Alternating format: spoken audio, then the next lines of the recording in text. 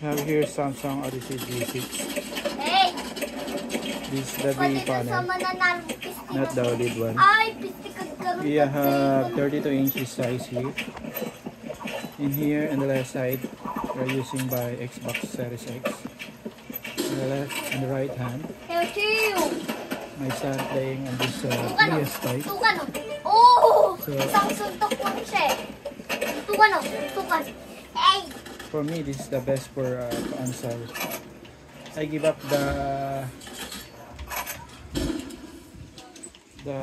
my 4K monitor, AOC. It's 160 Aray Hz. ko! I give up that one and I just this one. This is only 1080p. Pisti, kaya mo yan, Pisti. 2.1. Pisti, pinatay si Pisti. HD. Aray ko. Pinatay si Pisti eh. Ah? So on the right side, guys, it's color. The settings is cool, and here on the right, on the left, this is a default setting. The brightness we adjust only by 12. It's very bright, like this in the dark room.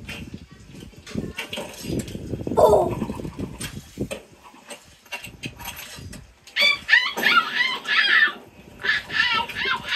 The contrast and the color of this is great, excellent.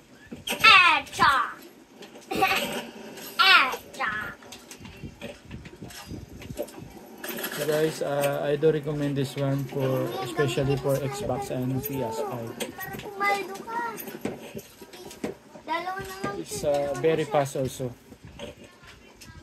Response time and input lag is Isa na lang siya. responsive. Oh, diba? Input lag is fast Sabi ko also. na